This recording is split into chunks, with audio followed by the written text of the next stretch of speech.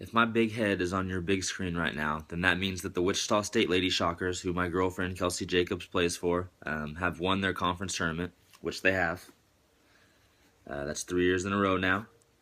Pretty awesome feat. And currently, I'm probably in California. Sorry, guys, watching them play in the NCAA tournament.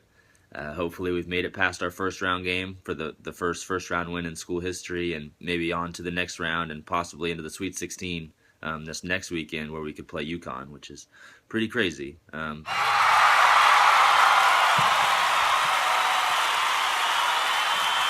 So I'm here live from my couch to talk a little bit about research and Competency 6, research-informed practice.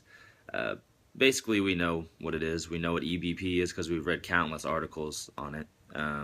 Research may not be our favorite thing, but it's something that definitely helps us be competent in practice. So I want you to take a look at the slide that we probably just showed right before I came on the screen. Some necessary knowledge, values, and skills that you need to effectively demonstrate Competency 6.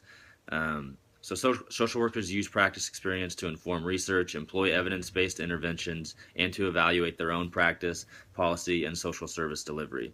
So the reason we're using all this evidence, all this research, is to make sure that we know what we're talking about. It helps us to make informed decisions for what treatments we use, what type of coping mechanisms we recommend. Really, we just need to know what we're doing, so we need to look at the research and see what people have done in the past. So to go along with that, we need to be able to comprehend different types of data and different types of research, which when you're talking about research, you're usually talking about quantitative and qualitative. So quantitative, as we learned when we were young, that has to deal with numbers, and then qualitative is usually more with words, descriptors. So we need to understand these two different types of data. And as you'll see on this table that we've either showed already or we will show right after I leave the screen, we're going to go over qualitative and quantitative a little bit so you kind of know which is which and how to identify just by hearing the words or seeing the data. So the definition of qualitative is investigations which use sensory methods such as listening or observing to gather and organize data into patterns or themes. Some word clues that you may hear to signify that it could be a qualitative research are ethnographic study, field notes, field research, focus group, observation, open-ended, or phenomenological, if I said that right. And then some methods that are used are focus groups, interviews, recording behavior, unstructured observation. So all observing, notes, actual words rather than numbers and data like that. So some of the data that comes out of that are ideas, interpretive, narrative descriptions, text-based words, as I just said.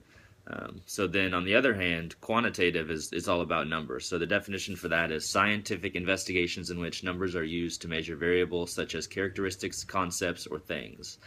Some word clues for that would be case control study, lab experiment, clinical trials, cohort studies, control groups, experimental groups, interventions.